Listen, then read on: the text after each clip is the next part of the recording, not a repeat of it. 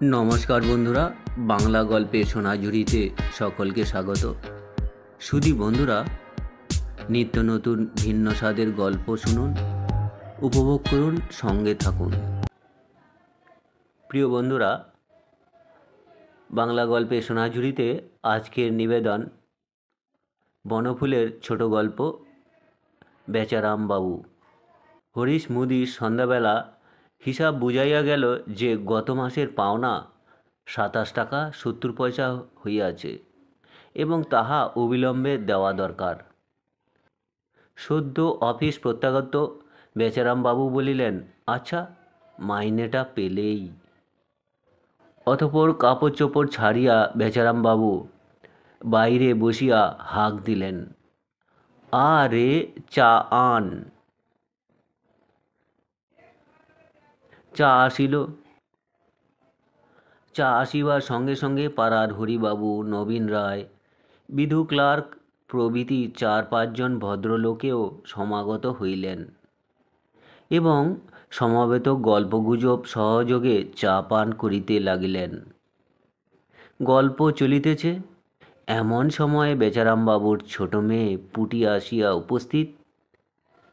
বাবা, দুখানা চিঠি এসেছে, আজ ডাকে, আনবো? পুটির ছোট বোন টুনিও সঙ্গে সঙ্গে আসিয়াছিল। সে কহিল, আমি আনবো বাবা। বেচারামবাবু মীমাংসা করিয়া দিলেন, আচ্ছা, দুজনে দুটো আনো। শ্রীযুক্ত বেচারাম বক্সির 5 কন্যা 2 পুত্র। পুটি ও টুনি দুজনে দুখানি পত্র বহন করিয়া আনিল। প্রথম পত্রখানি বেচারামবাবুর প্রবাসী পুত্র বহরমপুর হইতে লিখিয়াছে। তাহার কলেজ ফি, হোস্টেল চার্জ প্রভৃতি লইয়া এ মাসে 55 টাকা চাই। দ্বিতীয় পত্রটি তাহার কন্যা শ্বশুরবাড়ি হইতে লিখিয়াছে যে গত বৎসর ভালো করিয়া পূজা তত্ত্ব করা হয় নাই বলিয়া তাহাকে অনেক খোঁটা সহ্য করিতে হইয়াছিল। এবার যেন পূজার তত্ত্বে কার্পণ্য করা না হয়, তাহা হইলে তাহার পক্ষে শ্বশুরবাড়িতে তিষ্ঠান দায় হইবে। বেচারামবাবু চিন্তিত মুখে পত্র 2টি পকেটস্থ করিলেন। আবার গল্প চলিল। নবীন রায় একটা পান মুখে পুরিয়া কহিলেন, তোমার মেজ মেয়ের বিয়ের করছ কি? বিয়ে না দিলে আর ভালো দেখাচ্ছে না। বেচারাম কহিলেন, পাত্র একটা দেখো না।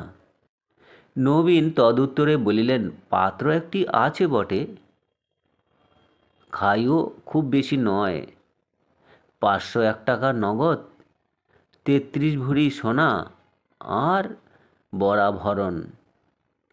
এমন কিছু বেশি নয় আজকালকার দিনে। থামিয়া বেচারাম উত্তর দিলেন, তা বটে। ক্রমে সভা ভঙ্গ হইল।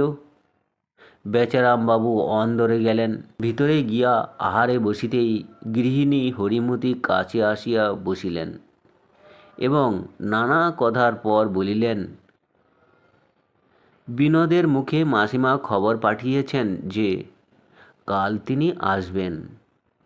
কিছু আলো চান আর 1 মাসের দুধের কথা বলে দিও কাল থেকে। তিনি আফিং খান, জানো তো? শুইতে গিয়া দেখিলেন ছেলেমেয়েরা ঘুম ভাঙিয়া কাঁদিতেছে। বলিলেন, কি হলো এদের? তার স্ত্রী বলিলেন, হবে না, শীত পড়ে গেছে, কারো গায়ে একটা জামা নেই, লেপটা ছিঁড়ে গেছে, সেই 5 বছর আগে করানো হয়েছিল, ছিঁড়বে না আর। তোমাকে তো বলে বলে হার মেনেছি, কি আর করব বলো? বেচারাম এবার আর কিছু বলিলেন না, শুধু টেবিলের ওপর আলোটার দিকে চাহিয়া রইলেন। মোমবাতিটা প্রায় নিঃশেষ হইয়া আসিয়াছে। প্রিয় বন্ধুরা, এই ছিল বনফুলের একটি সুন্দর গল্প পাঠ। আপনাদের যদি ভালো লাগে চ্যানেলটির সঙ্গে থাকবেন, সাবস্ক্রাইব করবেন। সকলে ভালো থাকবেন। ধন্যবাদ।